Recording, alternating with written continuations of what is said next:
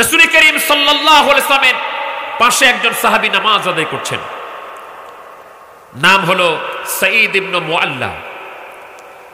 হাদিসে বুখারী শরীফ কিতাবুত তাফসীর এসেছে সূরাতুল ফাতিহার ফজিলতে, এবং জামিউত তিরমিজি শরীফ এসেছে। কোনটা ইবারতে সাঈদ ইবনে মুআল্লা, আবার কোনটা ইবারতে আবু সাঈদ খুদরি। অর্থাৎ এই ঘটনাটা কয়েকবার ঘটেছে। যতগুলি হাদিস পড়লাম এ দ্বারা বুঝলাম কয়েকবার এই কাহিনী ঘটেছে। সাহাবী নামাজ পড়ছে, নবীজি ডাক দিলেন, এই সাহাবী আসো, হ্যাঁ সাঈদ ইবনে মুআল্লা আসো। সাঈদ ইবনে মুআল্লা নামাজ বাদ দিয়ে নবীর ডাকে সাড়া দেন নাই। সাহাবী নবীর ডাকে সাড়া দেন নাই। আমি হাদিসে বুখারী আপনাকে শোনাচ্ছি। রাসূল করিম সাল্লাল্লাহু আলাইহি ওয়াসাল্লাম ডাকলেন সাহাবীকে, এই সাঈদ ইবনে মুআল্লা। সাহাবী আসলেন না। না এসে হাদিসে বুখারীতে এসেছে নামাজ একটু তাড়াতাড়ি করে সাঈদ ইবনে মুআল্লা নামাজটা পড়লেন। তবে এতটা তাড়াতাড়ি পড়েন নাই যতটা তাড়াতাড়ি আমরা অনেকেই পড়ি। কেমন? নিয়ত বাঁধার সাথে সাথে 30 সেকেন্ডের মধ্যে সূরা ফাতিহাও শেষ, অন্য সূরাও শেষ, রুকুতে যাওয়াও শেষ। রুকুতে গিয়া কোনো মতো খালি উঠেও সোজাও হই না হয়ে আবার চলে যায় সেজদায়। 2 সেজদার মাঝখানে আমরা সোজা হয়ে বসি না অনেকেই, আবার আরেকটা সেজদা করি। মাসআলা জেনে রাখেন, মাসআলা হলো রুকুত থেকে আপনাকে সোজা দাঁড়াতে হবে। কমপক্ষে সোজা স্ট্রেট আপনাকে দাঁড়াতে হবে। আপনি দোয়া পড়েন না পড়েন, দোয়া পড়াটা সুন্নত, কিন্তু ইমাম মুহাম্মদ রাহমাতুল্লাহ বলছেন কমপক্ষে রুকুতে উঠে সোজা স্থির, মানে মেরুদণ্ড যেন সোজা হয়, এতটুকু পরিমাণ সোজা হওয়া ওয়াজিব।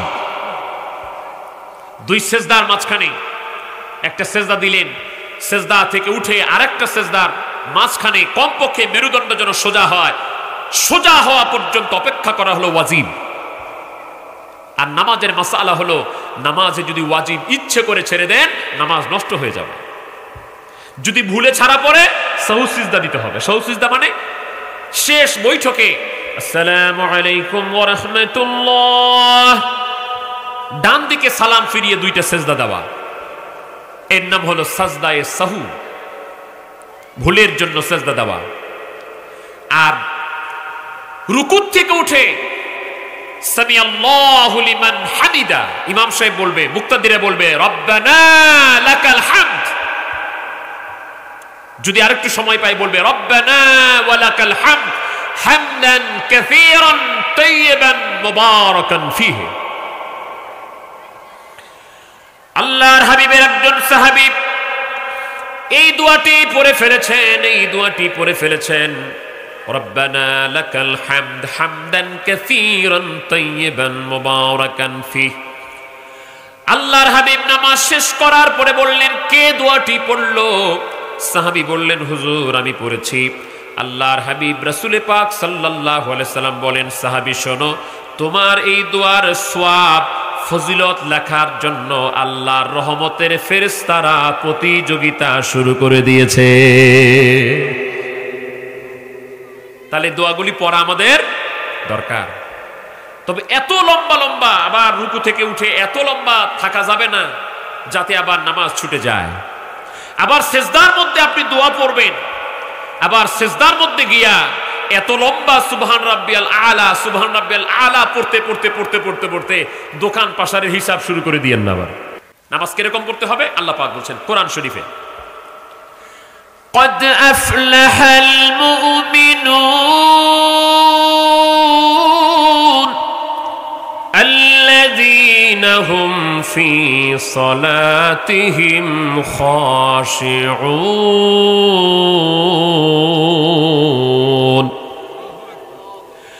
আল্লাহ রাব্বুল আলামিন বলেন, মুমিনরা, হে আমার ইমানদার বান্দা, সফল মুমিন যদি হতে চাও, কামিল মুমিন যদি হতে চাও, কামিল মুমিনদের অন্যতম আলামত হলো মুমিনরা যখন নামাজের মধ্যে দাঁড়াবে তখন তাদের খুশু থাকবে, তাদের একনিষ্ঠতা থাকবে, তাদের স্থিরতা থাকবে।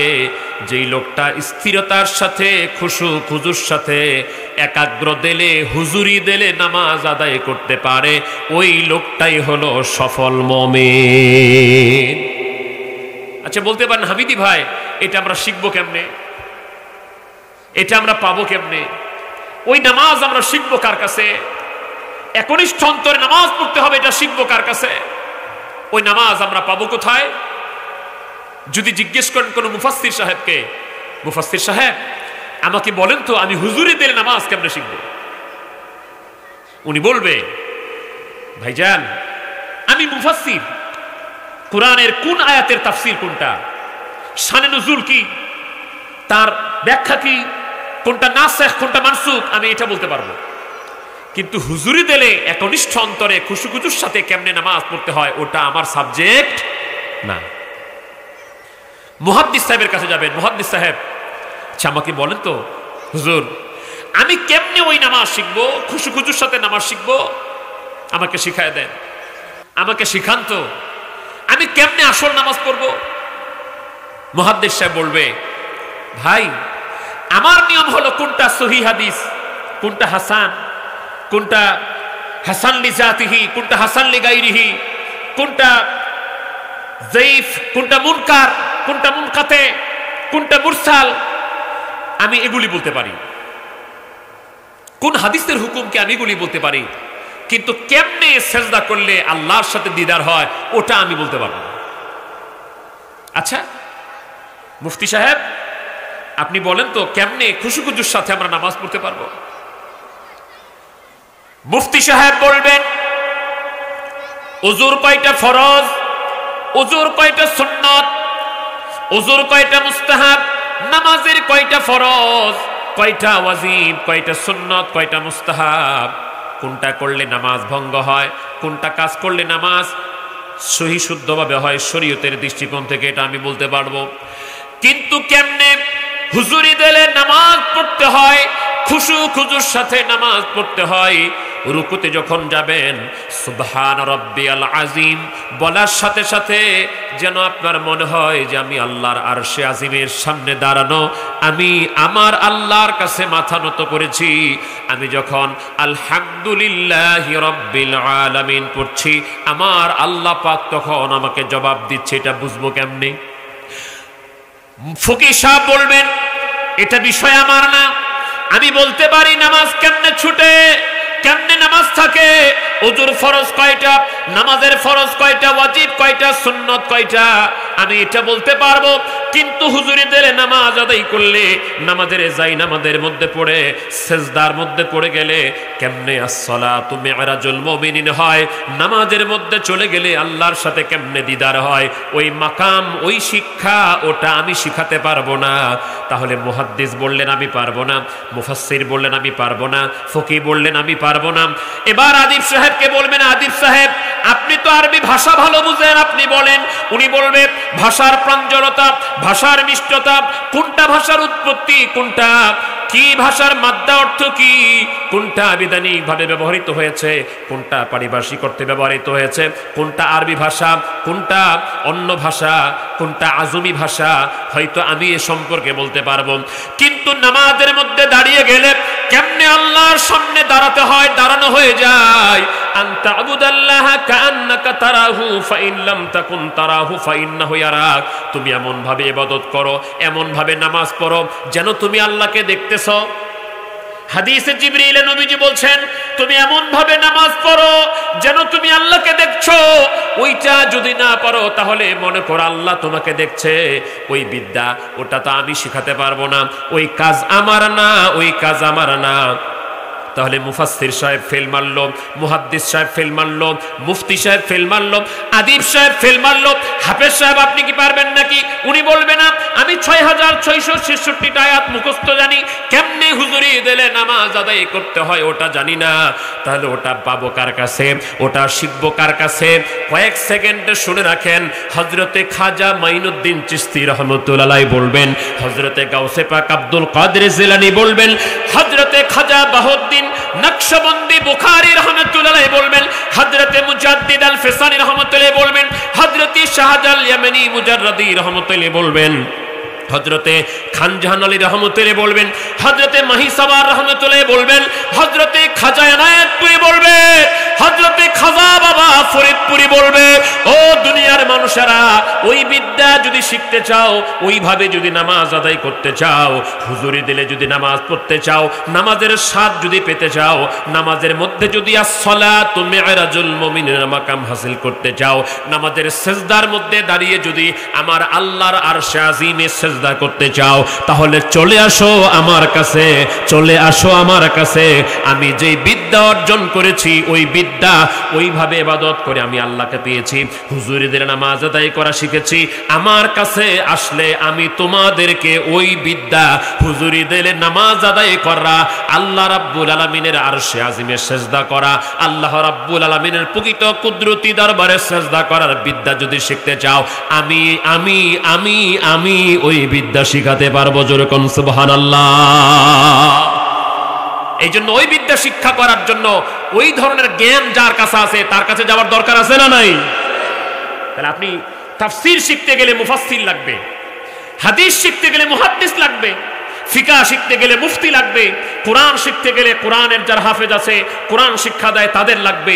হুজুরি দিলে একনিষ্ঠ অন্তরে আল্লাহকে সিজদা দেওয়ার বিদ্যা, ইলমে বাতিন, ইলমে হুজুরি, ইলমে মারিফত শিক্ষা করার জন্য ইলমে বাতিন, ইলমে হুজুরি, ইলমে মারিফতের শিক্ষকের দরকার আছে না নাই? এই জন্যই তো আল্লামা জালালউদ্দিন রুমি রহমতুল্লাহ বলছেন, আগার খাহি हम नशीनी बखोदा हो नशीनी दर हुजूरे औलिया गर तो संगे खारा हो मर मरसुबी सुब साहेब दिल रशी गौहर सुबी। दुनियार मानुष रे गुनाह करते करते, अपराध करते करते তোমার দিলখানা মরমর পাথরের চেয়ে বেশি শক্ত হয়ে গেছে। আল্লাহর কথা ভালো লাগে না, রাসূলের কথা ভালো লাগে না, ইবাদতে মন লাগে না, আল্লাহর জিকির করতে মন চায় না। মরমর পাথরের চাইতে তোমার দিলটা বেশি শক্ত হয়ে গেছে।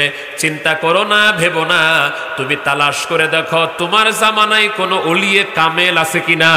তুমি তার কাছে চলে যাও, তার সংস্পর্শে যদি বসতে পারো, তার দিলের সাথে যদি দিল মিশাতে পারো, তোমার মরমর পাথরের মতো দিলটা গলে মোমের মতো নরম হয়ে যাবে। যেই দিলে আল্লাহ আল্লাহ জিকির আসতো না, ওই দিলটা আল্লাহর প্রেমে মাতোয়ারা হয়ে আল্লাহ আল্লাহ জিকিরে নেচে উঠবে। হযরত মাওলানা রুমি রহমতুল্লাহ বলেন, দুনিয়ার মানুষ শোনো, আল্লাহর দরবারে বসার বাসনা যদি তোমার অন্তরে থেকে থাকে, তালাশ করে করে আল্লাহর ওলিদের মজলিসে বসে যাও, বসে যাও, বসে যাও। আল্লাহর ওলিদের মজলিসে বসলে তুমি আল্লাহর দরবারে বসার ফয়েজ পাবা। কোন ওলি আল্লাহর দরবারে বসলে মদিনাওয়ালা রাহমাতুল লিল আলামিনের ফয়েজ পাবা। ভাইরা আমার, এই সংস্পর্শটা এত গুরুত্বপূর্ণ। আমি জানি বাংলাদেশে সব আলেমরা একজন ব্যক্তির নাম জানেন এবং সম্মান করেন। তিনি হচ্ছেন দ্বিতীয় 1000 বছরের মুজাদ্দিদ হযরতে শেখ আহমদ সিরহিন্দি ফারুকি মুজাদ্দিদ আল ফিসানি রহমতুল্লাহ আলাইহি। সম্রাট আকবর এবং সম্রাট জাহাঙ্গীর তারা দুজন ইসলামী আইনগুলিকে বাতিল করে সব ধর্মের আইন সম্বলিত খিচুড়ি ধর্ম বানায় দিল। মুজাদ্দিদ আল ফিসানি রহমতুল্লাহ বিরুদ্ধাচরণ করলো যে না, এটা চলতে পারে না, দিন এলাহি চলতে পারে না, দিন ইসলাম চলবে। বাদশাকে সেজদা করলো না।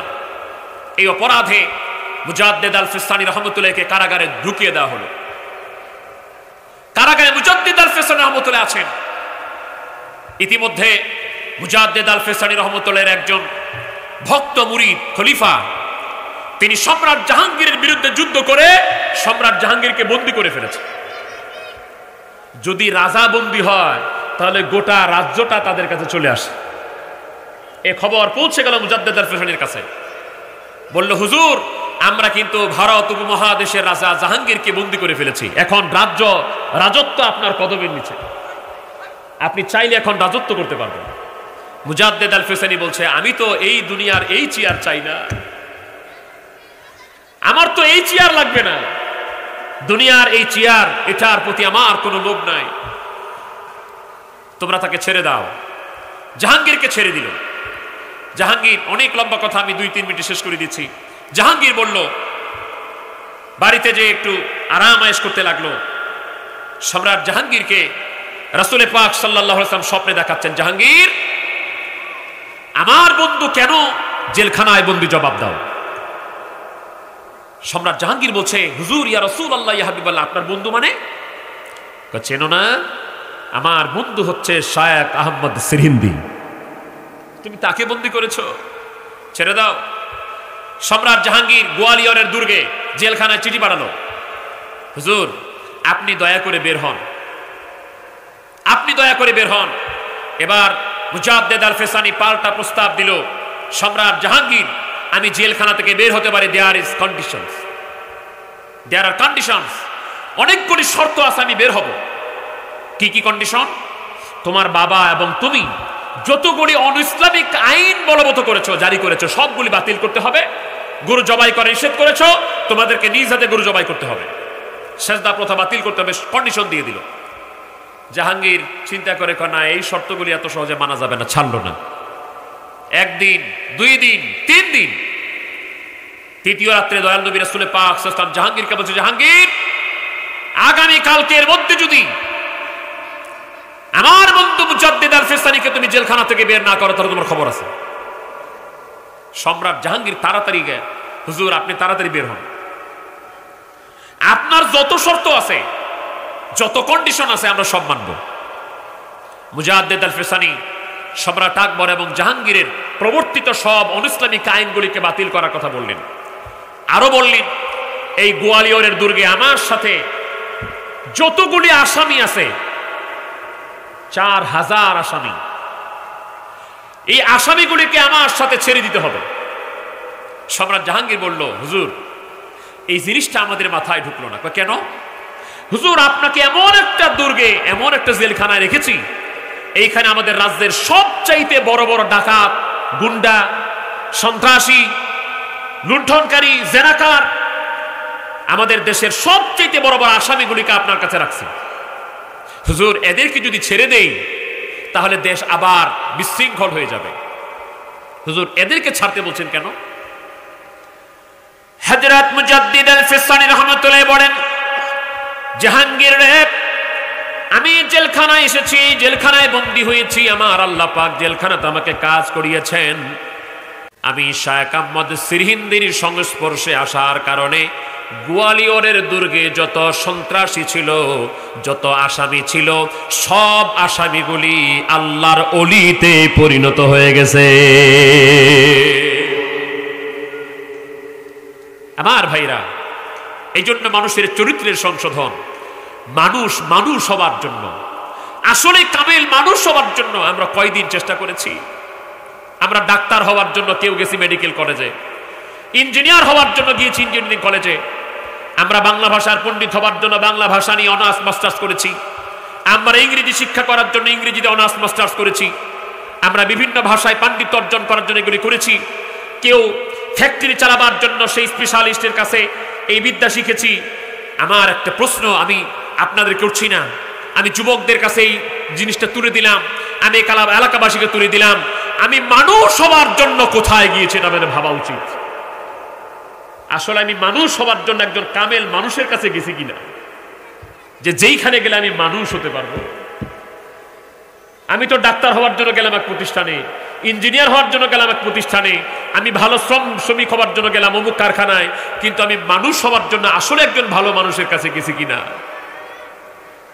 এই ভালো মানুষ যারা তৈরি করে তারা হচ্ছেন আউলিয়া ইকরাম, আম্বিয়া ইকরাম, যাদের সংস্পর্শে এসে হযরত ওমর রাদিয়াল্লাহু তাআলার মতো এমন কঠিন দিলের মানুষ আমিরুল মুমিনিন হয়ে গেছে। আল্লাহর ওলির সংস্পর্শে আসার কারণে যেগুলি ডাকাতি করত, সন্ত্রাসী করত, এই লোকগুলি রাত্র 3টার পরে উঠে উঠে আমার আল্লাহর জিকির করা শুরু করে দিয়েছে।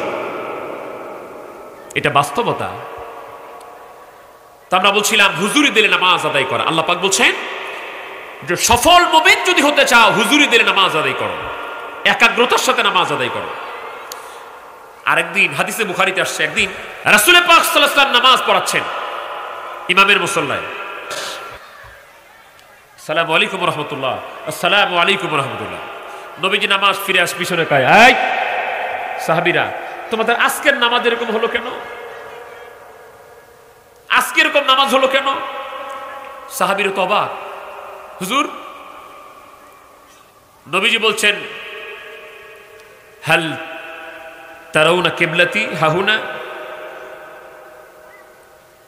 তোমরা কি মনে করছো আমি সামনে দাঁড়িয়ে আছি, আমি তোমাদের সামনে আছি, আমি সামনে থেকে থেকে শুধু কাবার দিকে নজর করছি? তোমরা মনে করছো আমি শুধু সামনে দেখি? না না না না, ফাওয়াল্লাহি মা ইয়াখফা আলা খুশুওয়াকুম ওয়ালা রুকুওয়াকুম ইন্নী লাআরাকুম মিন ওয়ারাই যাহরি। এর আমার সাহাবীরা, হাদিসে বুখারী শোনাচ্ছি আপনাকে, আমার সাহাবীরা শোনো, আমি শুধু কাবার দিকে তাকিয়ে থাকি না, আমি শুধু পশ্চিম দিকে তাকিয়ে থাকি না। আল্লাহর কসম, আল্লাহর কসম, তোমরা কেমনে রুকু করো, কেমনে সিজদা করো, তোমাদের মনের অবস্থা কি, তোমাদের মনের খুশুখুজু কি, আমি নবীজির সামনে থেকেও পিছনে সবকিছু দেখতে পাই। আমি নবীজির সামনে যেমন দেখি, আমি নবীজি পিছনেও ঠিক তেমন দেখতে পাই। আম্মা জান আয়েশা রাদিয়াল্লাহু তাআলা বলেন, আম্মা জান আয়েশা রাদিয়াল্লাহু তাআলা হাদিসগুলি এবং অন্যান্য সাহাবীদের হাদিসগুলি একত্রিত করে মরহুম আশরাফ আলী থানভী সাহেব তিনি তিনার নুসরত তিবের মধ্যে অনেকগুলি রওয়ায়াত জমা করে বলেছেন, আমার নবীজি রাহমাতুল লিল আলামিন তিনি সামনে যেমন দেখতেন, পিছনে তেমন দেখতেন, ডানেও তেমন দেখতেন, বামে তেমন দেখতেন। আমার নবীজি কাছে যেমন দেখতেন, দূরে তেমন দেখতেন। আমার নবীজি দিনের আলোতে যেমন দেখতেন, আমার নবী রাহমাতুল লিল আলামিন রাতের অন্ধকারেও একই রকম দেখতে পেতেন। সেই নবীজি ডাক দিছে, সাইদ ইবনে মুআল্লা আয়। সাহাবী নামাজ বাদ দিয়ে নবীর কাছে গেলেন না, কিন্তু নামাজটাকে একটু তাড়াতাড়ি করলেন। মনে আছে আপনাদের? নামাজটাকে একটু তাড়াতাড়ি করলেন, তবে এত তাড়াতাড়ি না যে নামাজ নষ্ট হয়ে যায়। নামাজ শেষ করে নবীজির কাছে গেছে, কয় হুজুর লাব্বাইক ওয়া সাদাইক। নবীজি বলছে, সাইদ ইবনে মুআল্লা, আমি তোমাকে যখন ডাকছিলাম তখন আসো নাই কেন? প্রশ্নটা শুনেন। সাইদ ইবনে মুআল্লা, আমি যখন তোমাকে ডাকছিলাম তখন আসো নাই কেন? দেরি করলা কেন? নবীজি তো দেখতেছে নামাজ পড়তেছিল, তারপরেও ডাক দিছে, আসে নাই নবীজি জানে, তারপরে জিজ্ঞেস করলে যখন ডাকছিলাম তখন আসো নাই কেন? সাহাবী জবাব দিচ্ছে, কুনতু উসাল্লি ইয়া রাসূলুল্লাহ, হুজুর আমি তো নামাজ পড়ছিলাম। নবীজি দেখতেছেন যে নামাজ পড়ছে। সাহাবীকে প্রশ্ন করার পরে সাহাবী বলল, হুজুর কুনতু উসাল্লি, হুজুর আমি নামাজ পড়ছিলাম, এজন্য আমি আসতে দেরি হয়েছে। নবীজি বললেন, তুমি কি জানো না, তুমি কি ওই আয়াত শোনো নাই? আমার আল্লাহ আমার উপর আয়াত নাজিল করেছে, ইস্তাজিবু লিল্লাহি ওয়া লির-রাসূলি ইযা দাআকুম। ওরে মুমিনেরা, ঈমানদারেরা, তোমরা আল্লাহ এবং আল্লাহর রাসূলের ডাকে সাড়া দাও যখন তিনি তোমাদেরকে ডাক দেয়। এই আয়াত দ্বারা নবীজি বুঝায় দিলেন, সাহাবীরে, নামাজ তুমি পড়ছিলা, তোমার নামাজ ফরজ হতে পারে, তুমি নামাজে ছিলা, এটা কোনো ফ্যাক্ট না। কেন ফ্যাক্ট না শুনে রাখো, তুমি নামাজ আদায় করছিলা, নামাজের মুহূর্তে আমি তোমাকে ডাক দিয়েছি, তোমার নামাজ পড়াটা তোমার উপর যতটা গুরুত্বপূর্ণ ছিল, আমি নবীজির ডাকে সাড়া দেওয়া তার চাইতে বেশি গুরুত্বপূর্ণ তোমার উপর দায়িত্ব হলো নামাজের মধ্যেও যদি নবী ডাক দেয়, নামাজ বাদ দিয়া নবীর কদমে হাজির হতে হবে। আপনি আল্লাহর প্যারা হাবিব, আপনার তুলনা নাই কো আর, আপনার মতন আকাশ ভ্রমণ করে নাই কোনো পয়গম্বর। আল্লাহুম্মা সাল্লি আলা সাইয়্যিদিনা, সবাই বলেন, মুহাম্মাদ ওয়া আলা আলি সাইয়্যিদিনা। কোরআনুল কারীমে সূরা আহজাবে 22 পারা 33 নম্বর সূরা আহজাবের 56 নম্বর আয়াতে আমার আল্লাহ ডাইরেক্ট হুকুম দিয়েছেন, ইয়া আইয়ুহাল্লাযীনা আমানু সাল্লু আলাইহি ওয়া সাল্লিমু তাসলিমা। হে ঈমানদার যারা মুমিন, তোমরা আমার নবীর শানে দুরূদ পড়ো আর আমার নবীকে সালাম দেওয়ার মতো সালাম দাও। তাহলে এবার বলেন, নবীর শানে দুরূদ পড়ার হুকুম কার? আল্লাহ। আমার রাসূল বলছেন, মান সাল্লা আলাইয়া সালাতান ওয়াহিদা সাল্লাল্লাহু আলাইহি আশরু সালাওয়াত। জামিউত তিরমিজির হাদিস, মিশকাতুল মাসাবির কিতাবুস সালাত বাবুস সালাতি আলান নবী ফাদলিহার মধ্যে এসেছে। আমার রাসূল বলেন, কেউ যদি আমি নবীর উপরে একবার দুরূদ শরীফ পড়ে, আমার আল্লাহ তাকে 10টি রহমত দান করেন। কেউ যদি আমার উপরে একবার দুরূদ শরীফ পাঠ করে, আমার আল্লাহ তার আমলনামা থেকে 10টি গুনাহ মাফ করে দেন। কেউ যদি আমার উপরে একবার দুরূদ শরীফ পড়ে, আমার আল্লাহ তার মর্যাদা 10 গুণ বাড়ায় দেন। একটু স্বাভাবিক অর্থে বলেন তো, একটা মুসলমান সে যদি দেশের সর্বোচ্চ পর্যায়ের এবং সর্বোচ্চ বংশের হয়, সে যখন মারা যায়, পুরুষ মানুষের কেউ কি চিন্তা করে যে দেশের প্রেসিডেন্ট মারা গেছে, সবচেয়ে ভালো বংশের মানুষ মারা গেছে, তারে আমরা কাফনের কাপড় কেন 3টা দিব? সে তো নিজেই কাপড়ের ফ্যাক্টরির মালিক ছিল, ওরে 6-7টা কাপড় দিয়ে দাফন করে দিই। এরকম করে কেউ? কেউ কি চিন্তা করে এই লোকের বাড়ি ছিল 10টা, গাড়ি ছিল 15টা, মিল্ক ফ্যাক্টরি ছিল 8-10টা, না ও কেন এই 3.5 হাত কবর ঘুমাবে? ওর কবরটা একটু এরকম ঈদগাহের মতো বড় করে করি।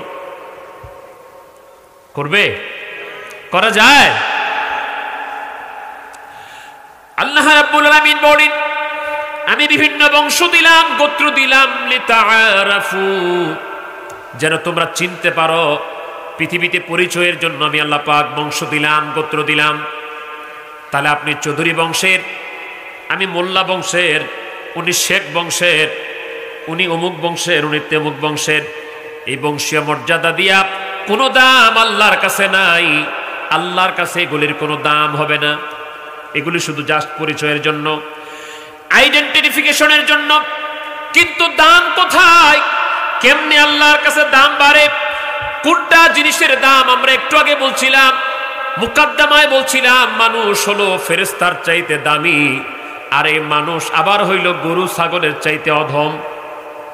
ওই কথাটা যে শুরু করছিলাম ওটা দিয়ে ফিনিশিং দিয়ে দিন। কেমনে দাম হলো? আমার আল্লাহ পাক বলছেন, ইন্না আকরামাকুম ইনদাল্লাহি আতকাকুম। বান্দারে, যার অন্তরে তাকওয়া আছে, যার অন্তরে পরহেজগারিতা আছে, যেই বান্দাটা, যেই ব্যক্তিটা আমি আল্লাহকে ভয় করে, আমি আল্লাহর হুকুম পালন করে বেঁচে থাকে। তাকওয়ার ব্যাখ্যা দিতে গেলেই তো 2-3 ঘন্টা দরকার। এক কথাই বলি, আমি আল্লাহ রাব্বুল আলামিনকে রাজি খুশি করার জন্য আমার হুকুম পালন করেছি, আমার নিষেধগুলিকে মহব্বতের সাথে বর্জন করেছে, আমার ইবাদত করেছে।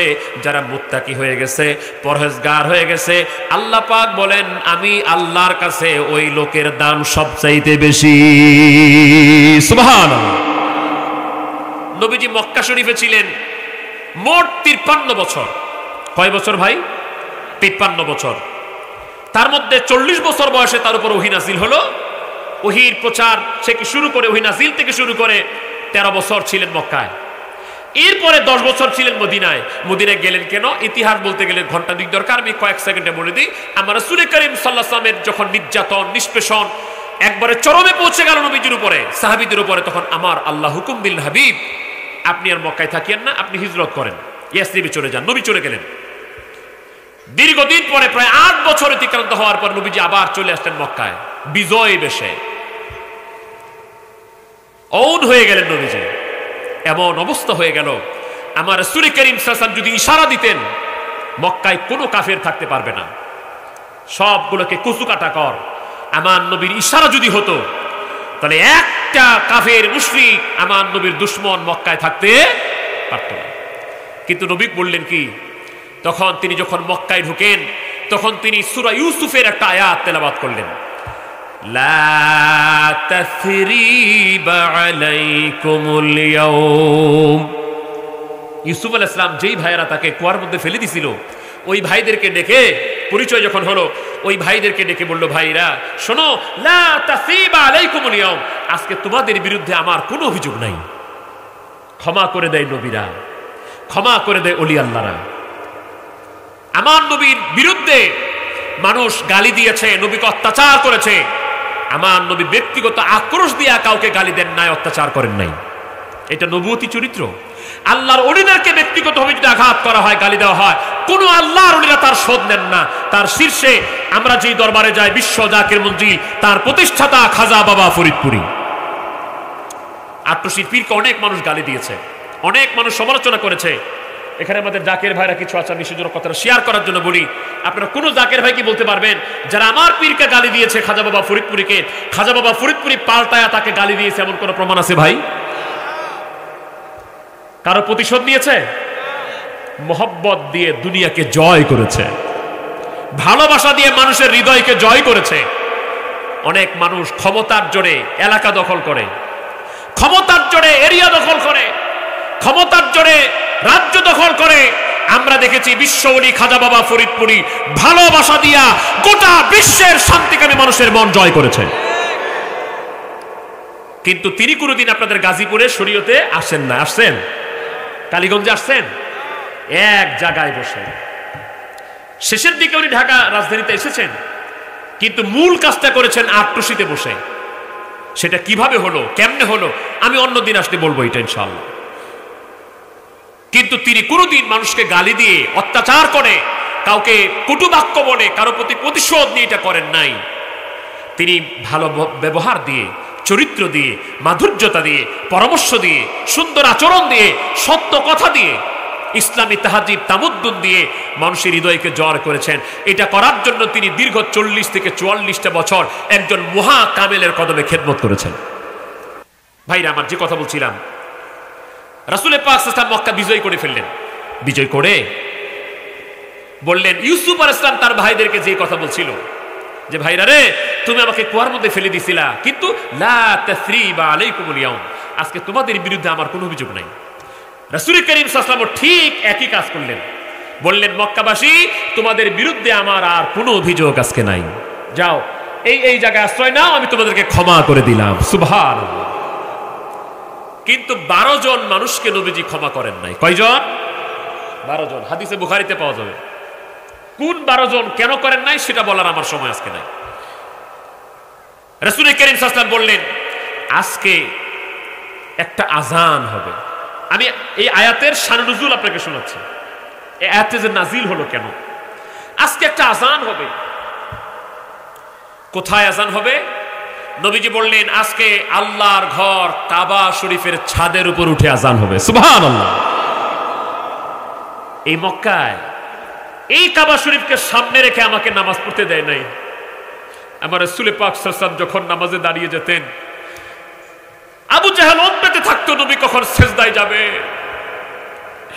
নবীর জীবনী প্রমাণ করে, নবী আমার সিজদার মধ্যে যখন পড়ে গিয়েছেন, আবু জাহেল উটের নাড়ি ভুড়িগুলি এনে আমার রহমতের নবীর পিঠের উপরে চাপিয়ে দিয়েছে। নবী আমার আল্লাহর দরবারে সিজদায় পড়ে গেছে। উটের নাড়ি ভুড়িগুলি নবীজি রাহমাতুল লিল আলামিনের পিঠের উপর চাপিয়ে দিয়েছে। নবীজি সিজদা থেকে মাথা তুলতে পারছেন না। ছোট বাচ্চা, তিনি তখন ছোট ছিলেন। জান্নাতি রমণীদের সরদারিনী হযরতে ফাতেমাতুজ জাহরা। ও মা বোনেরা, নবী আমার বলেছেন, সাইয়্যিদাতুন নিসাই আহলিল জান্নাহ ফাতিমাতুজ জাহরা। ফাতেমা জোহরা হলো জান্নাতি রমণীদের সরদারিনী। ও আমার মা বোনেরা, যারা ওয়াজ শুনতেছেন, ফাতেমাতুজ জোহরাকে যদি জান্নাতের সরদারিনী বানাতে চান, তাহলে ফাতেমাতুজ জোহরা যেমন পর্দা পালন করতেন, যেমন নামাজ পড়তেন, স্বামীর খেদমত করতেন, যেরকম ইবাদত ফাতেমাতুজ জোহরা করতেন, ওই ধরনের ইবাদত আপনাদেরকেও করতে হবে। ঠিক কি না? ফাতেমাতুজ জোহরাকে সরদারনি পেতে চান জান্নাতে, অথচ ফাতেমাতুজ জোহরা পর্দা পালন করতেন, আপনি বেপর্দায় ঘুরতেছেন, আপনার সরদারনি তো তিনি হবেন না। তিনি স্বামীর খেদমত করতেন, আপনি স্বামীকে গালি দিচ্ছেন, আপনি স্বামীকে অ্যাভয়েড করে চলছেন, স্বামীর পায়ে পারলে স্বামীর উপর হাত তুলছেন, কই ফাতেমাতুজ জোহরাকে তো সরদারনি পাবেন না। হযরত ফাতেমাতুজ জোহরা ছোট্ট মানুষ, দেখেন তিনি রাব্বা রাহমাতুল লিল আলামিনের পিঠ মোবারকের উপরে উটের নাড়ি ভুঁড়িগুলি চাপিয়ে দিয়েছে আবু জাহেল। অনেক কষ্ট করে ফাতিমাতুজ জোহরা রাদিয়াল্লাহু তাআলা আনহা উটের নাড়ি ভুঁড়িগুলি সরাই ফেললেন। আল্লাহর হাবিব বলেন, ওরে আমার সাহাবীরা শোনো, এই মক্কায় এই কাবা শরীফকে সামনে রেখে নামাজে দাঁড়াতাম, আমাকে নামাজ পড়তে দেয় নাই, আমার সাহাবীদেরকে রক্তাক্ত করে ফেলেছে। সাহাবীরা রে, এই মক্কায় আজান হতে দেয় নাই, এই মক্কার জমিনে আজকে আজান হবে আকাশ বাতাস মুখরিত করে, আজানটা নিচে হবে না, নিচে হবে না, আজানটা হবে আজকে কাবা শরীফের ছাদের উপরে। আল্লাহর ঘর কাবার ছাদের উপর আজান হবে। আয় আজান দে। কাকে ডাকলেন জানেন?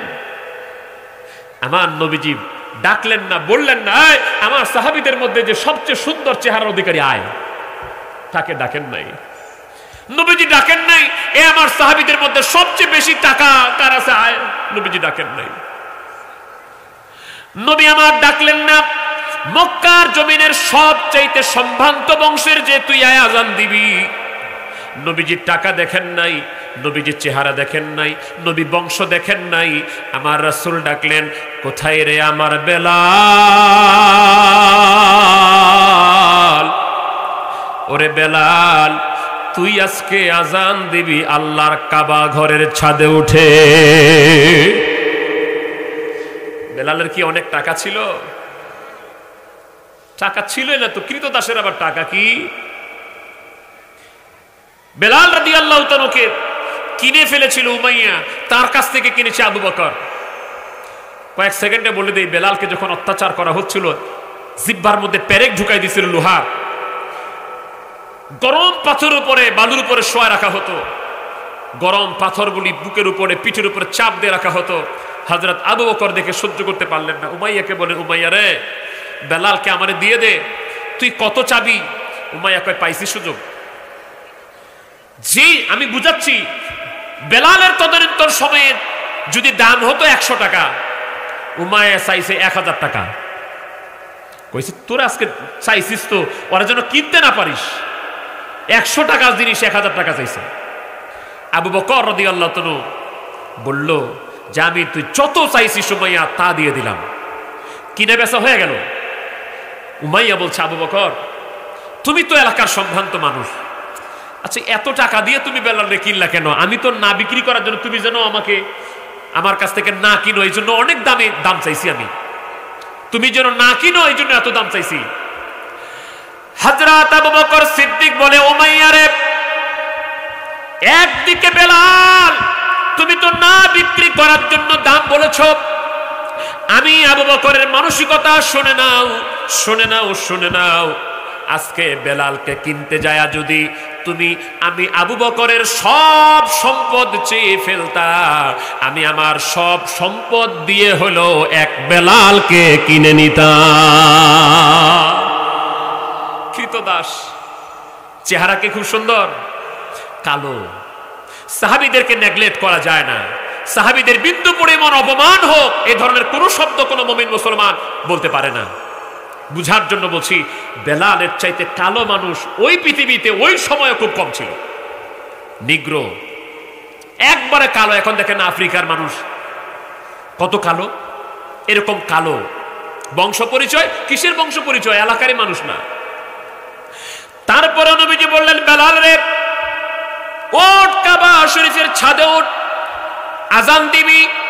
হযরত বেলাল রাদিয়াল্লাহু তাআলা আনহু কাবা শরীফের ছাদে উঠে আজান দেওয়া শুরু করে দিলেন। এদিকে আজান হচ্ছে, অন্যদিকে তিনজন মানুষ গল্প করতেছে। আবু সুফিয়ান সহ আরো দুইজন গল্প করতেছে। একজন বলতেছে, আমার আব্বা এই দিন দেখার আগে মারা গেছে, ভালোই হইছে। কেন? কয় কাবা শরীফের ছাদে মুহাম্মদ সাল্লাল্লাহু আলাইহি সাল্লাম একজন কৃতদাসকে উঠায় আজান দেয়। কাবার এই অপমানের চাইতে কাবার এই অপমান দেখার আগে আমার আব্বা মরে গেছে, ভালো হইছে। কত কাবারে সম্মান করে, মনে করছে তারা কাবাকে সম্মান করে, অথচ এই কাবা শরীফের ভিতরে 360টা মূর্তি ঢুকায় রাখছিল আর মনে করছে কাবারে খুব সম্মান করি। আরেকজন বলছে মুহাম্মদ সাল্লাল্লাহু আলাইহি ওয়াসাল্লাম কোনো মানুষ পাইল না, ভালো কোনো দামি মানুষ পাইল না, সুন্দর মানুষ পাইল না, টাকাওয়ালা মানুষ পাইল না, বংশীয় মানুষ পাইল না, এক কালো মানুষের বেলালের মতো কৃতদাসে উঠাই দিছে কাবা শরীফের ছাদে। আবু সুফিয়ান কয়, আমি কিছু বলবো না। কেন বলবো না? কয় আমি যা বলবো একটু পরে মুহাম্মদ সাল্লাল্লাহু আলাইহি ওয়াসাল্লাম আমাকে ডাইকা তা বলে দিবে। তুই এটা বলছিস? নবীর প্রতি তার এই বিশ্বাসটা আসছে যে আমরা যে এখন যা বলছি এটা মুহাম্মদ সাল্লাল্লাহু আলাইহি ওয়াসাল্লামকে তার আল্লাহ জানাই দিবে। এই জন্য আমি কিছু বলছি না, আমি যা বলবো এটা মুহাম্মদ সাল্লাল্লাহু আলাইহি ওয়াসাল্লাম জানবে। ঠিকই তিনজনকে নবীজি ডাক দিলেন। নবীজি কেডে বলছে, এই তুমি এটা বলছো? জি আমি এটা বলছি। এই তুমি এটা বলছো? হ্যাঁ আমি এটা বলছি। আবু সুফিয়ান কয়, আমি কিছু কই নাই। নবী প্রশ্ন করলেন, তোমাদের আপত্তি কি? বেলাল তোমাদের কাছে কম দামি? বেলালের চেহারা নাই, বেলালের টাকা নাই, বেলালের বংশ ভালো না? শোনো, আমার আল্লাহ পাক সাথে সাথে জিবরিল আমিনকে পাঠিয়ে দিলেন। জিবরিল যাও, নবী কথা বলবে। আমার নবীর কথাটার উত্তরটা আমি আল্লাহ পাক কোরআনের আয়াত নাজিল করে কিয়ামত পর্যন্ত সব মানুষকে জানাই দিতে চাই। জোরে কোন সুবহানাল্লাহ। সূরা হুজুরাতের 13 নম্বর আয়াত আমার আল্লাহ সাথে সাথে নাজিল করে দিলেন, ইয়া আইয়ুহান নাস ইন্না খালাকনাকুম মিন যাকারিন ওয়া উনসা وجعلناكم شعوبا وقبائل لتعارفوا إن أكرمكم عند الله أتقاكم إن الله عليم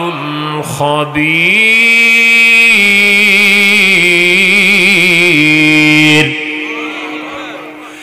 আল্লাহ বলে দিলেন, হে মানুষ শোনো, আমি এক পুরুষ আর এক নারী থেকে তোমাদের সবাইকে সৃষ্টি করেছি আর তোমাদেরকে বিভিন্ন গোত্রে ভাগ করেছি, বংশে ভাগ করে দিয়েছি, যেন তোমরা শুধু পৃথিবীতে পরিচয় হিসেবে চলতে পারো যে অমুক বংশের অমুক ছেলে। কিন্তু মর্যাদার মাপকাঠি এটা নয়, সম্মানের মাপকাঠি এটা নয়। আমার আল্লাহ পাক বলছেন, ইন্না আকরামাকুম ইনদাল্লাহি আতকাকুম, যার অন্তরে তাকওয়া বেশি, পরহেজগারিতা বেশি, যে আমি আল্লাহকে বেশি ভয় করে, ওই মানুষের দাম আমি আল্লাহর কাছে অনেক বেশি। সে বলেন তো, এই দুনিয়ায় চৌধুরী বংশের হইয়া, মাতবর বংশের হইয়া, পৃথিবীর সবচাইতে সেরা বংশের হইয়া, পৃথিবীর সবচাইতে বড় প্রেসিডেন্ট হইয়া, ওই লোকটা যদি ঈমান আমল নিয়ে কবরে না যাইতে পারে, ও জাহান্নামে যাবে না?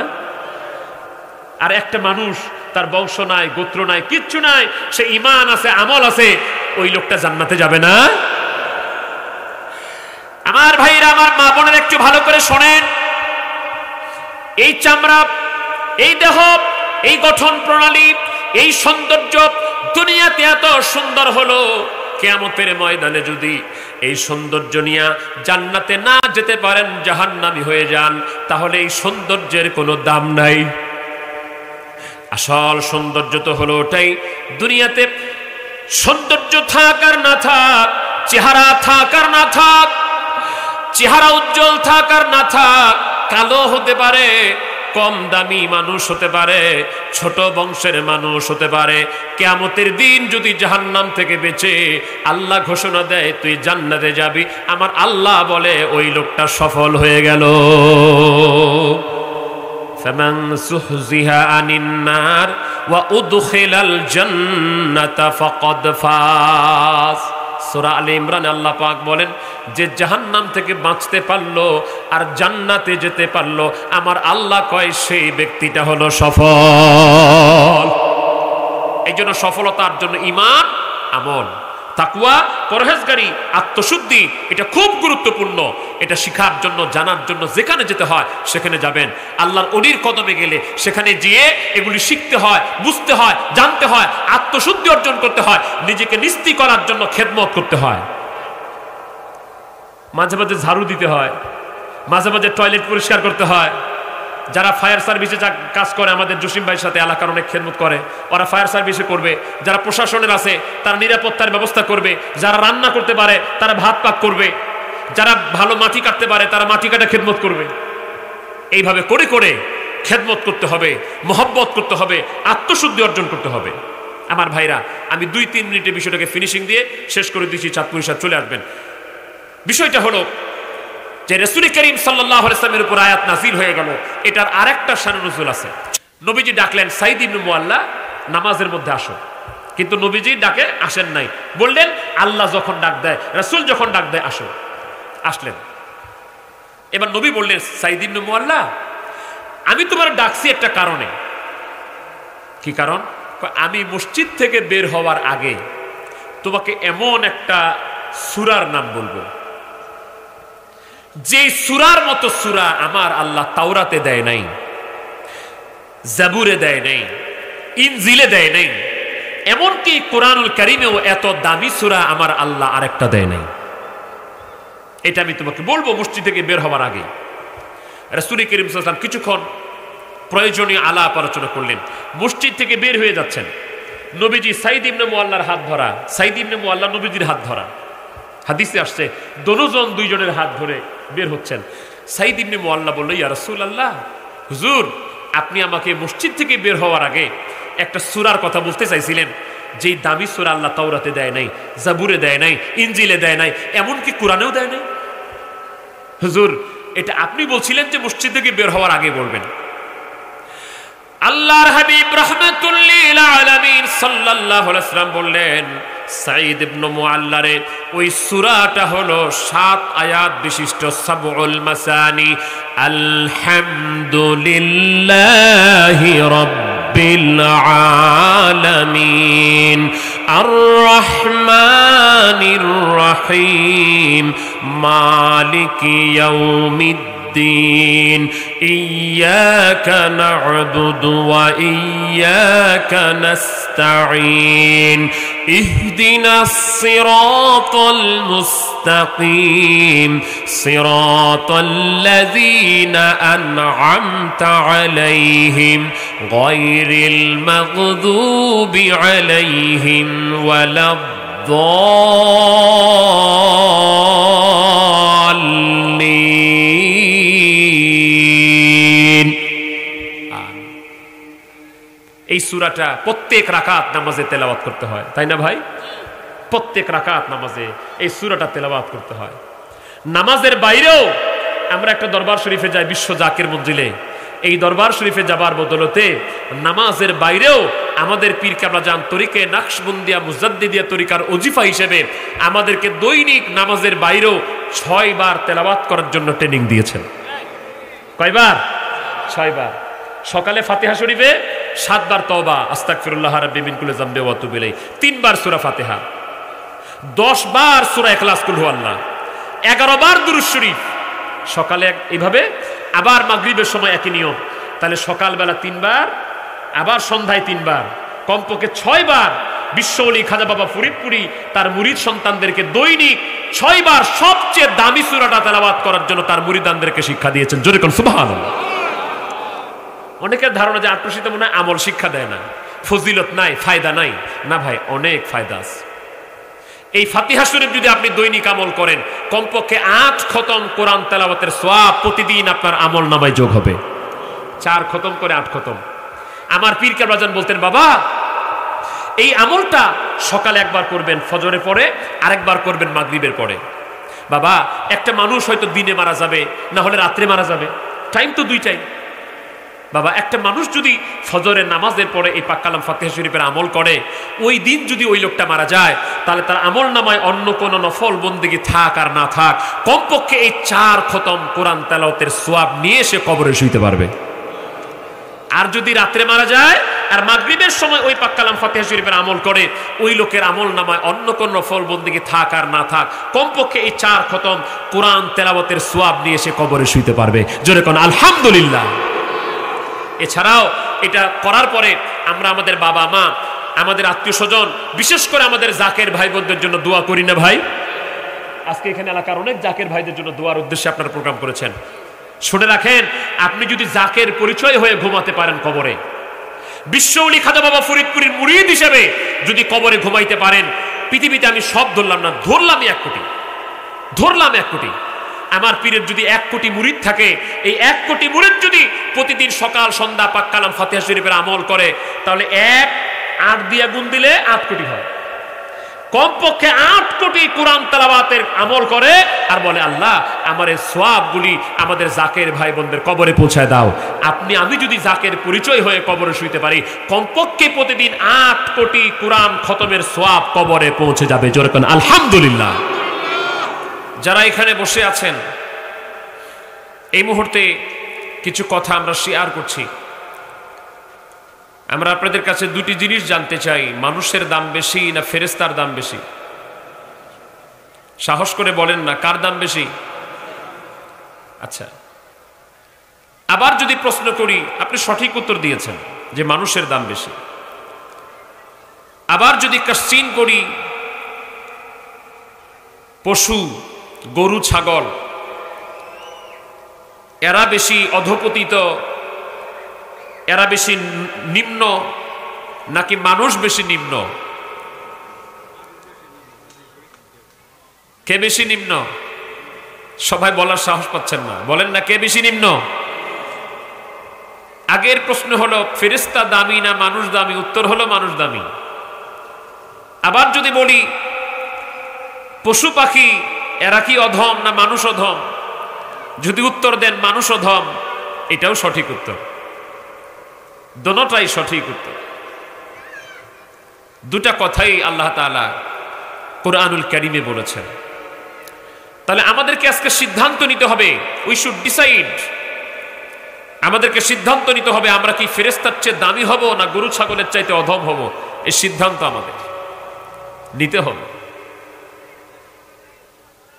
দেখতে তো সবাই সমান, সবার 2টি হাত আছে, 2টি পা আছে, 2টা চোখ আছে, একটা মুখ আছে, একটা নাক আছে, 2টা কান আছে। কিন্তু এর ভিতরে কিছু মানুষ হলো ফেরেশতার চেয়ে দামি, আবার কিছু মানুষ হলো গরু ছাগলের চেয়ে অধম। 2টি কথাই আল্লাহ তাআলা কোরআনুল কারীমে বলেছেন, দুটাই কোরআন দ্বারা সাব্যস্ত। আল্লাহ রাব্বুল আলামিন ফেরেশতা সৃষ্টি করেছেন, মানুষ সৃষ্টি করেছেন, পাহাড় পর্বত গাছপালা বৃক্ষলতা চাঁদ সূর্য সবকিছু তৈরি করেছেন। আকাশের ঝিকমিক করছে তারকা, এগুলির সৌন্দর্যে বিমোহিত হয়ে আমরা অনেক সময় আকাশে তাকিয়ে থাকি। ফুল বাগানের কাছে গেলে গোলাপ, রজনীগন্ধা, চাপা, গাঁদা, হাসনাহেনা, বিভিন্ন ধরনের ফুলের সৌরভে এবং তাদের সৌন্দর্যে আমরা মুগ্ধ হয়ে যাই, এদিকে তাকিয়ে থাকি। কিন্তু আমার আল্লাহ রাব্বুল আলামিন এই সবগুলিকে সৃষ্টি করে কাউকে বললেন না আমি তোমাকে শ্রেষ্ঠত্ব দিয়েছি। আমরা অনেকে মনে করতে পারি শ্রেষ্ঠ বুঝি আকাশের চাঁদটা, আকাশের সূর্যটা।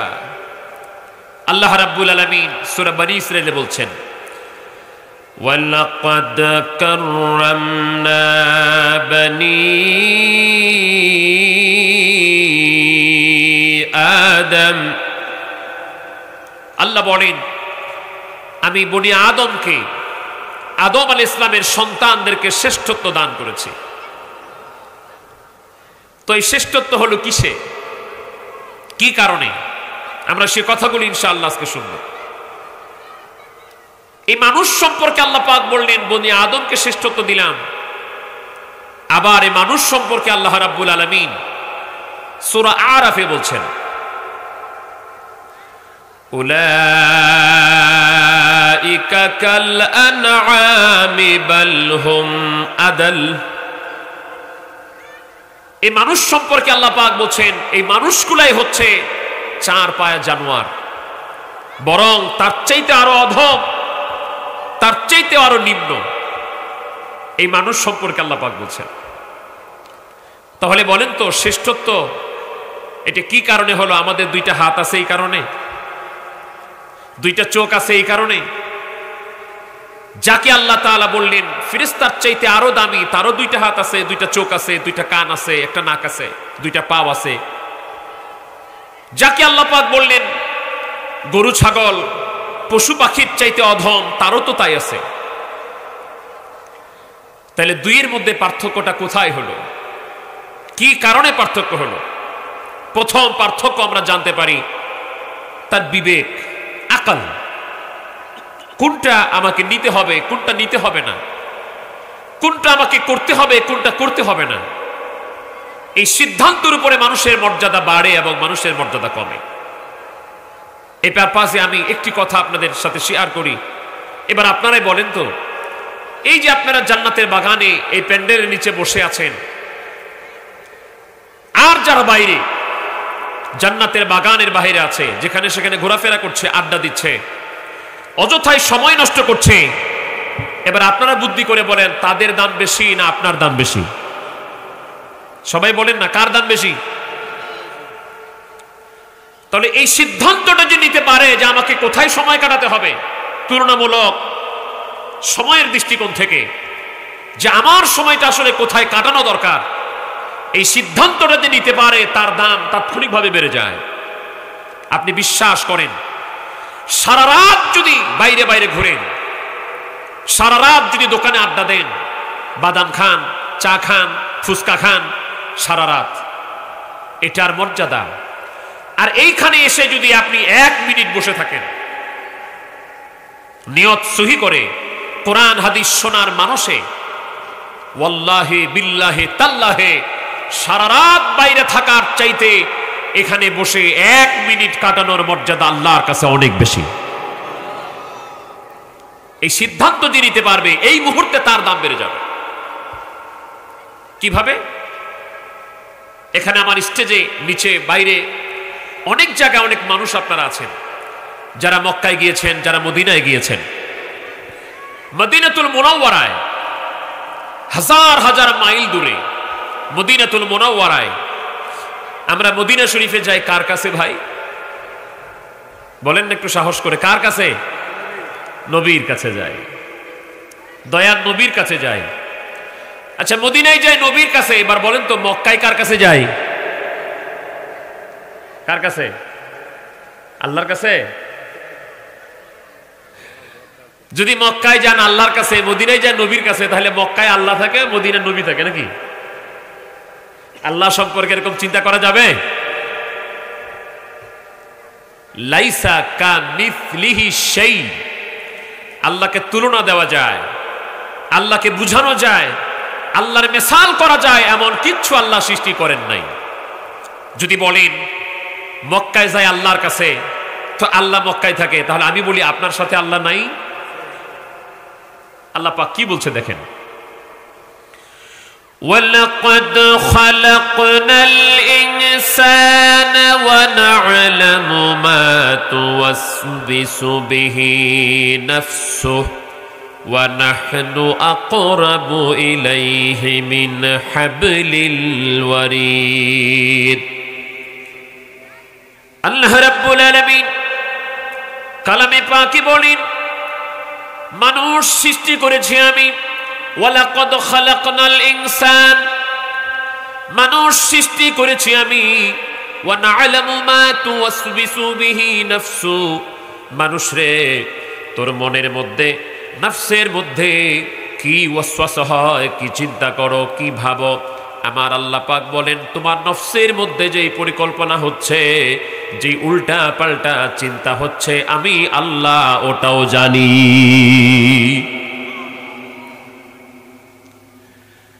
আমি আল্লাহকে তোমরা অনেক দূরে মনে করো না। আল্লাহ রাব্বুল আলামিন বলেন ওয়া নাহনু আকরাবু ইলাইহি মিন হাবলিল ওয়ারিদ।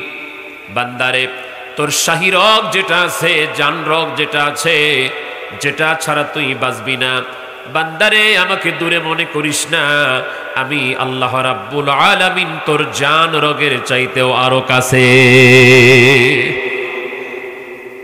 আমার যুবক ভাইদের জন্য দুই তিনটা কথা এখানে আল্লাহ পাক অন্য আয়াতের মধ্যে বলছেন, ইন্নাহু আলিমুম বিজাতিস সুদূর।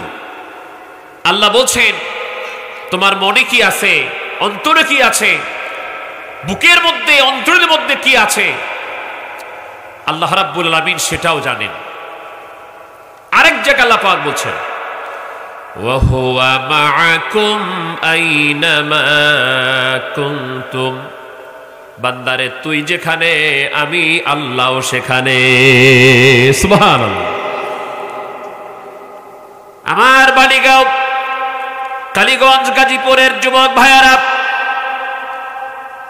আপনাদের জন্য দুটা কথা প্রথমেই বলে দিয়ে যাই।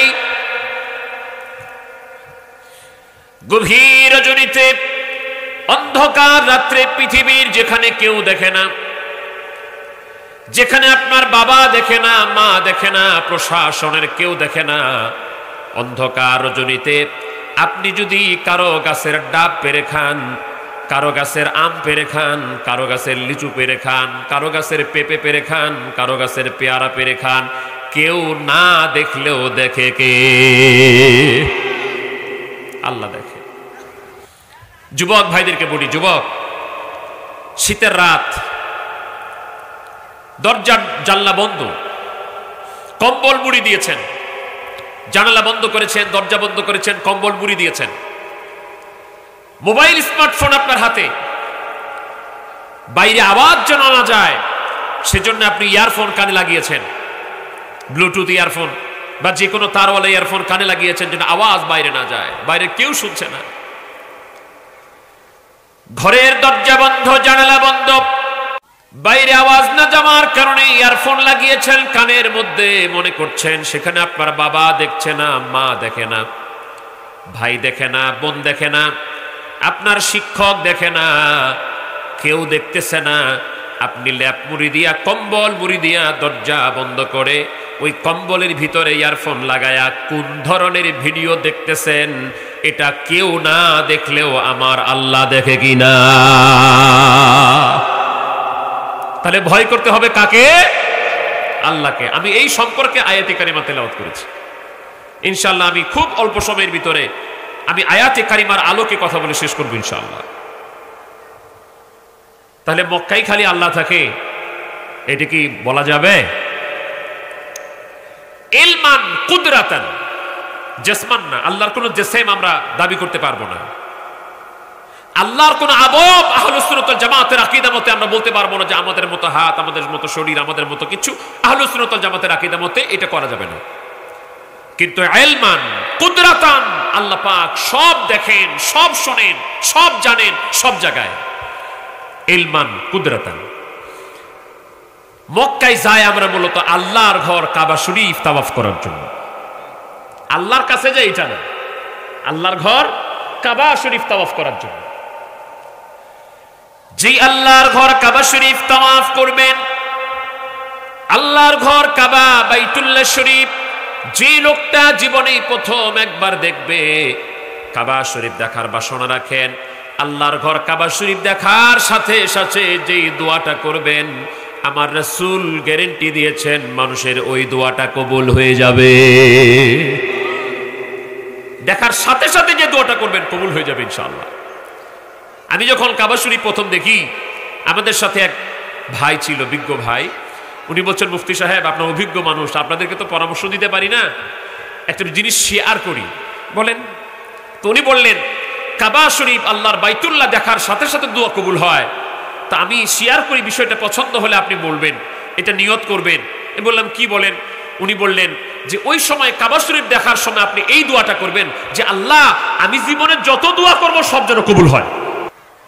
আল্লাহর ঘর দেখার সাথে সাথে আমি ইনশাআল্লাহ ওই দোয়াটা করেছি।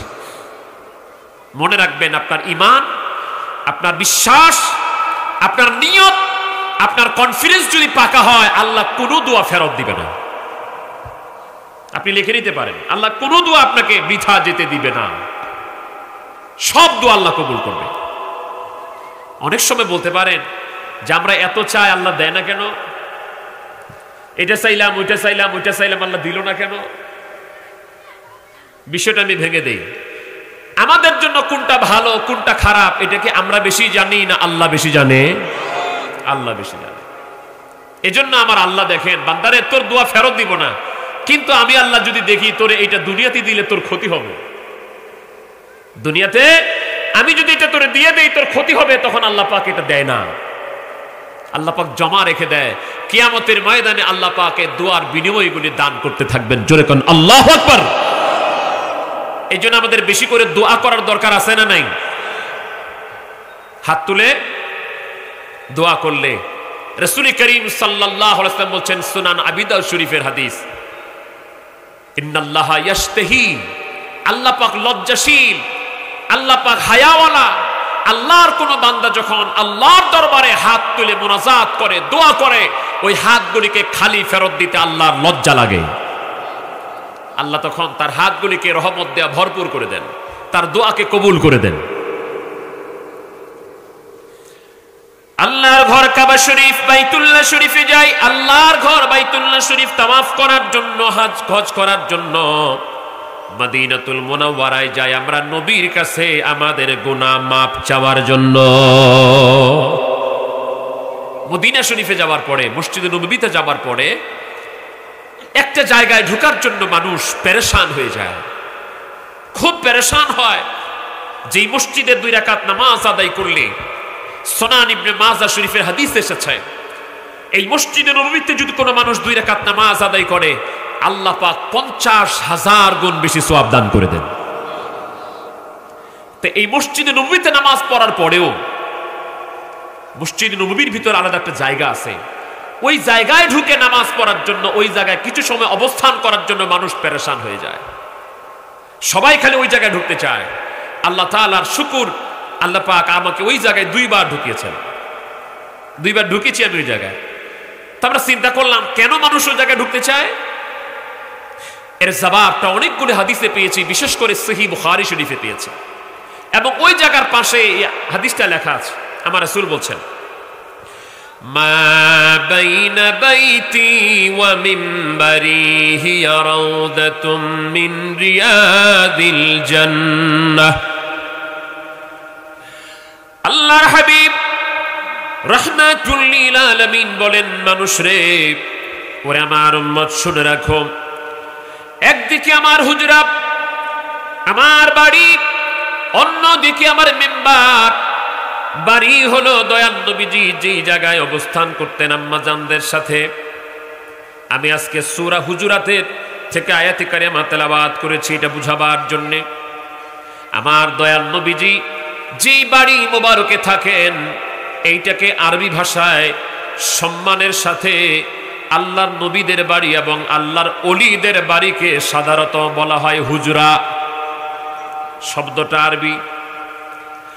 আমাদের বাড়িটাও বাড়ি, নবীর বাড়িটাও বাড়ি। নবীর বাড়ি কত দামি! আমার আল্লাহ রাব্বুল আলামিন কোরআনুল কারীমে 26 পারায় 49 নাম্বার একটা সূরা দান করলেন। এই সূরার নামটা আমার আল্লাহ তাআলা আমার দয়াল নবীজির বাড়ি সম্পর্কে দান করেছে। আমার নবীর বাড়ি মোবারক সম্পর্কে সূরাটা নাজিল করেছেন আল্লাহ তাআলা। নবী আমার বলেন, একদিকে আমার বাড়ি, আরেকদিকে আমার মিম্বার। মিম্বার কোনটা? যেই জায়গায় আমার রাসূল পাক সাল্লাল্লাহু আলাইহি ওয়াসাল্লাম দাঁড়িয়ে খুতবা দিতেন, যেই জায়গায় আমার নবীজি কদম মোবারক রেখে বক্তব্য দিতেন। আর এই মিম্বারটা কোথায়? একটু ভালো করে যদি মদিনায় যান তার একটু ভালো করে খেয়াল করে দেখে রাখেন, নবীর মিম্বার এটা আলাদা করা আছে। এখন যেখানে ইমাম সাহেবরা বক্তব্য দেয় সেখানে দেয় না, অন্য জায়গায় দেয়। কিন্তু নবীজির মিম্বার যে জায়গায়, এটা দেখে রাখেন। আমার রাসূল বলছেন, মিম্বারি আলা হাউজি, সহিহ বুখারীর হাদিস। আমার রাসূল বলছেন, দুনিয়ার মানুষ শোনো, আল্লাহ পাক যে কিয়ামতের ময়দানে আমাকে হাউজে কাউসার দান করবেন, যে হাউজে কাউসারের পানি হলো দুধের চেয়ে সাদা, মধুর চেয়ে মিষ্টি, মেশকের চেয়ে ঘাম। রাসূল করিম সাল্লাল্লাহু আলাইহি ওয়াসাল্লাম বলেন, এই হাউজে কাউসারের পানি আমি নিজ হাতে তাদেরকে পান করাবো। যাকে একবার হাউজে কাউসারের পানি পান করানো হবে, জিন্দেগিতে আর কোনোদিন তাকে পিপাসা লাগবে না। আল্লাহর হাবিব রাহমাতুল লিল আলামিন সাল্লাল্লাহু আলাইহি ওয়াসাল্লাম বলেন, এই যে হাউজে কাউসার আমার আল্লাহ পাক আমাকে দিবেন হাসরের ময়দানে, আমি নবীজি আমার কদম মোবারক যেই জায়গায় রেখেছি মেম্বার, আমার মেম্বারের উপরে আমার কদম, আর ওই মেম্বারের নিচেই হলো আমার হাউজে কাউসার। যেখানে হাসরের ময়দানে হাউজে কাউসারটা হবে, ঠিক ওর উপরে আমার দয়াল নবীর মেম্বার, আর ওর উপরেই আমার আল্লাহ পাক আমার দয়াল নবীর কদম রাখতে বলেছেন। আল্লাহ তাআলা তার হাবিবকে যে কি দান করে দিলেন, সূরাটা একটু আমরা সবাই এই সূরাটা জানি। আল্লাহ পাক বলছেন, ইন্না আ'তাইনাকাল কাউসার ফাসাল্লি লিরাব্বিকা ওয়ানহার ইন্না শানিআকা হুয়াল আবতার। পুরাটার অনুবাদ করব না, প্রথম আয়াতটার অনুবাদ করি। আল্লাহ পাক বলছে, হাবিব আমি আল্লাহ তাআলা আপনাকে হাউজে কাউসার দান করে দিয়েছি। দান করে কোথায় দিয়েছেন? হাবিব আমি হাউজে কাউসার সৃষ্টি করে আপনি নবীর কদম মোবারকে দিয়ে দিয়েছি। আপনার মেম্বার আপনার কদমের নিচে, আর আপনার মেম্বারের নিচে হলো হাউজে কাউসার। আপনাকে দান করে আপনার কদমের নিচে আমি আল্লাহ পাক হাউজে কাউসার দিয়ে দিয়েছি। তো নবীজি বলছেন, একদিকে আমার মেম্বার, একদিকে আমার বাড়ি, এই মাঝখানের জায়গাটা হলো জান্নাতের বাগান। ওই যে মদিনা শরীফে মসজিদে নববীতে যাবার পরে নবীজি বলছে এই জায়গাটা হলো বেহেশতের বাগান। এই জন্য নবীর ঘোষিত বেহেশতের বাগানে ঢুকার জন্য লাখ লাখ টাকা খরচ করে মদিনায় যায়, মসজিদে নববীতে যায়, তারপরে মন ভরে না। নবী যেই জায়গাটাকে বলছে বেহেশতের বাগান, ওই জায়গা ঢুকার জন্য মানুষ এখন অ্যাপ্লিকেশন করে, অ্যাপের মাধ্যমে রেজিস্ট্রেশন করে ঘন্টার পর ঘন্টা অপেক্ষা করে সে জায়গায় ঢুকতে যায়। আল্লাহর হাবিব রাহমাতুল লিল আলামিন সাল্লাল্লাহু আলাইহি ওয়াসাল্লাম তিনার যে জবান মোবারকে মসজিদ নববীর ভিতরের ওই জায়গাটাকে জান্নাতের বাগান বলেছেন। আজকের জন্য রে মুসলমান, আজকের ঈদগাহর ময়দানটাকেও আমার রাসূল করিম সাল্লাল্লাহু আলাইহি ওয়াসাল্লাম জামিউত তিরমিজি শরীফের হাদিসের দ্বারা প্রমাণ। এই জায়গায় আল্লাহর জিকির হচ্ছে, কোরআন তেলাওয়াত হচ্ছে, ওয়াজ নসিহত হচ্ছে। আজকের জন্য আমার দয়াল নবী ওই জবানে এই জায়গাটাকেও জান্নাতের বাগান ঘোষণা দিয়েছে। নবীর কথার মধ্যে কোনো ভেলকিবাজি আছে? নবীর কথার মধ্যে কোনো দুর্বল সবল আছে? আমার রাসূল যখন কোনো কথা বলেন, আমার আল্লাহ রাব্বুল আলামিন কুরআনুল কারীমে তার হাবিবের কথার সার্টিফিকেট দিয়া দিয়া সূরা নজমের মধ্যে বলছেন, ওয়া মা ইয়ানতিকু আনিল হাওয়া ইন হুয়া ইল্লা ওয়াহয়ুন ইউহা। দুনিয়ার মানুষ শুনে নাও, আমার নবীজি বানিয়ে বানিয়ে মন গড়া প্রবৃত্তির অনুসরণ করে কোনো কথা বলে না। আমার নবী যা বলে, আমি আল্লাহ রাব্বুল আলামিন আমার নবীকে দিয়া যা বলায়, আমার নবী শুধু ওই কথাগুলি তোমাদেরকে বলে ফেলে। তাহলে নবীর কথা ব্যক্তিগতভাবে এটা কি নবীর কথা না আল্লাহর কথা?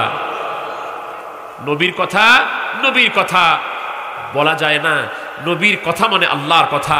এজন্য মাদ্রাসায় যারা পড়াশোনা করেন, আপনি আলিয়াতে পড়েন, কওমিতে পড়েন, আজহারে পড়েন, মদিনা ভার্সিটিতে পড়েন, যে কোনো জায়গায় পড়েন, সব আলেমরা জানে, তালেবুল ইলমরা জানে ওহী হলো দুই প্রকার। একটা হচ্ছে ওহী মাতলু, এটা হচ্ছে কোরআন, আর একটা হচ্ছে ওহী গায়রে মাতলু, এটা হলো হাদিস শরীফ। দুটোটাই ওহী। আল্লাহ পাক বলছেন, আমার হাবিবকে আমি যা বলায় সেগুলি আমার হাবিব বলে। এই জন্য যে কথাটা কোরআন এসেছে এটাকেও বলা হয় ওহী, এটা হলো ওহী মাতলু। যেটা হাদিস শরীফ এসেছে এটাও হলো ওহী, এটাকে বলা হয় ওহী গায়রে মাতলু। সবগুলি কার কথা? আল্লাহর কথা। এই জন্য আমার আল্লাহ পাক যখন নবীর আনুগত্যের কথাটা বলছেন, যে আমার নবীকে মানো, আমার নবীর আনুগত্য করো, তখন আল্লাহ রাব্বুল আলামিন কি চমৎকার কথা বলছেন আল্লাহ পাক বলছেন وَمَن يُطِعِ الرَّسُولَ فَقَدْ أَطَاعَ اللَّهَ দুনিয়ার মানুষ শোনো কেউ যদি আমার নবীর আনুগত্য করে ফেলো আমার নবীজির ইতাআত করে ফেলো আমার নবীজির একেবারে তার কাছে সারেন্ডার করে তার কথাগুলি মেনে নাও তার আনুগত্যের কাছে মাথা নত করে দাও তাকে পরিপূর্ণ আনুগত্য করে ফেলতে পারো আমি আল্লাহ ঘোষণা দিয়ে দিলাম ওই লোকটা শুধু আমার নবীকে আনুগত্য করলো না ওই লোকটা ডাইরেক্ট আমি আল্লাহর আনুগত্য করে ফেললো আচ্ছা একটা ক্রিটিক্যাল জিনিস বলেন তো আমরা কি ডাইরেক্ট আল্লাহর আনুগত্য করতে পারবো ডাইরেক্ট আল্লাহ পাকের কথা মানতে পারবো কেন পারবো না কারণ ডাইরেক্ট আল্লাহ আমাদের সাথে কথা বলেন না যদি বলেন নবী ছাড়া আমি ডাইরেক্ট আল্লাহকেই মানি আমি বলবো ডাইরেক্ট আপনি মানতে পারবেন না কারণ কোরআন তাই পেয়েছেন নবীর মাধ্যমে কোরআন নবী ছাড়া আমাদের কাছে ডাইরেক্ট আসে নাই এই জন্য আমার আল্লাহ পাক বলছেন ওয়া মাইয়ুতি রাসূলা ফাকাদ আতা আল্লাহ আমার রাসূলকে যে মানলো সে আমি আল্লাহকেই মানলো সেই জন্য রাসূল ছাড়া আল্লাহকে পাওয়ার কোনো সুযোগ নাই নবী ছাড়া কোরআন মানার কোনো সুযোগ নাই নবী ছাড়া ইসলাম মানার কোনো সুযোগ